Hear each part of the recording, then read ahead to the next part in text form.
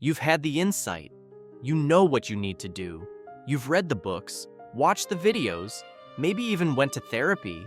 You understand your problem perfectly, but you're still the same person, still scrolling at 2 a.m., still anxious, still stuck. And here's what nobody told you about that. That aha moment you had? Worthless? Every realization you've ever had about yourself? Just noise. Your brain has been lying to you about how change actually works. The truth is brutal. You are not your thoughts. You're not even your insights. You're a biological machine running on autopilot. And today, I'm showing you how to reprogram it. Miss this, and you'll waste another year waiting for an epiphany that never changes anything. So, let's talk about the real enemy. The myth of cognitive insight. You've been sold a lie. Understanding equals change. The formula they gave you goes like this. Read a self-help book. Understand your trauma. Life transforms. Therapy culture. Self-help gurus. They all push the same delusion. But here's the problem. A depressed person can explain their depression perfectly. They know why they're sad. They understand the childhood wound. They've connected all the dots. Doesn't help. And here's the mechanism they don't tell you. Your understanding happens in the cortex, the conscious brain. Your behavior, that's controlled by the subcortex, the autopilot. Think of it like this. You've got two systems. The cortex is the voice in your head, the narrator, the one having all those profound realizations.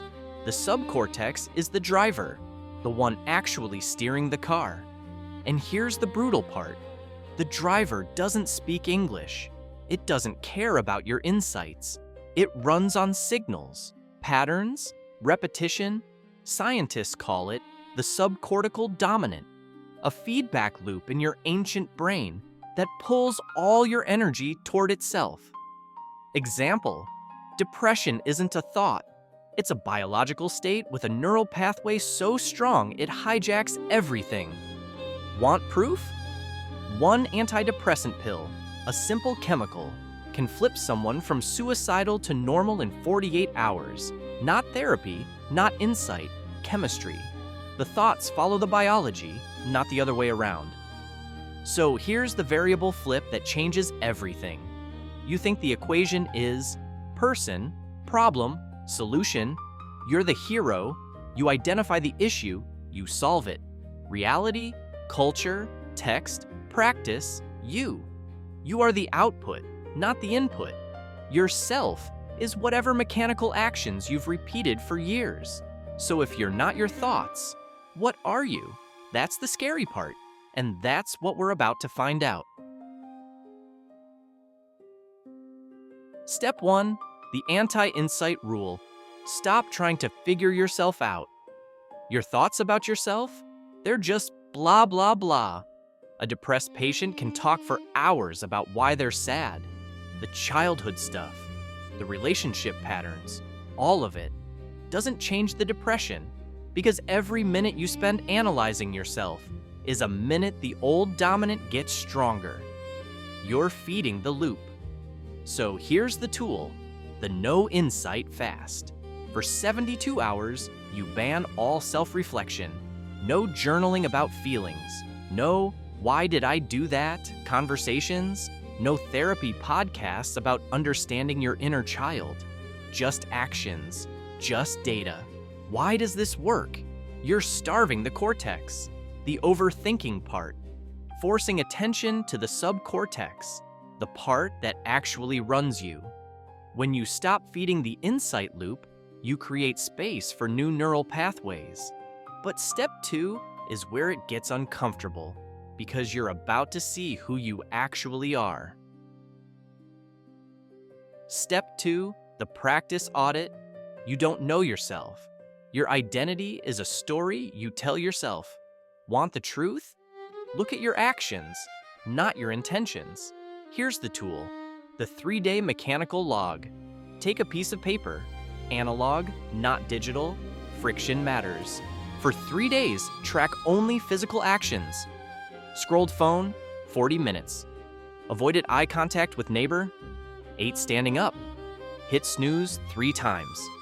Critical rule, do not write why you did it.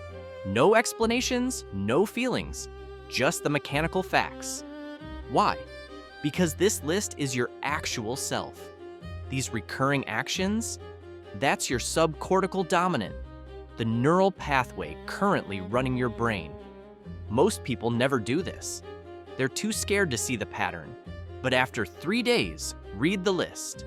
The recurring actions, that's not bad habits. That's who you are right now.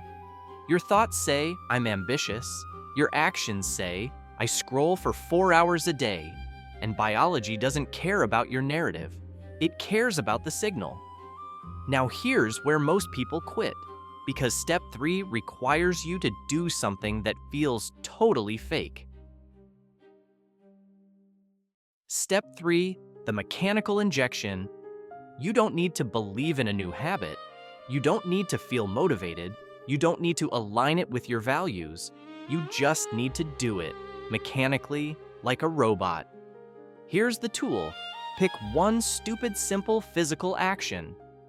Stand up every time I take a phone call.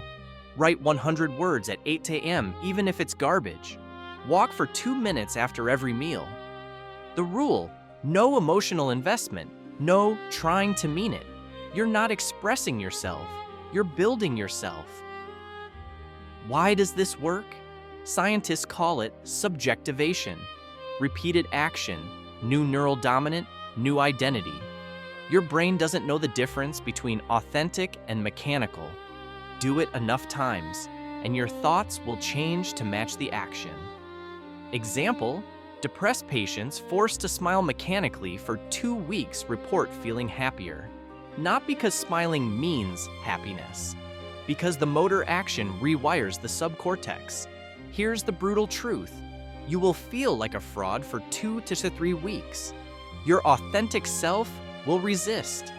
But if you quit because it doesn't feel real, you just proved the point. You're still letting cortex thoughts control you instead of subcortex practices.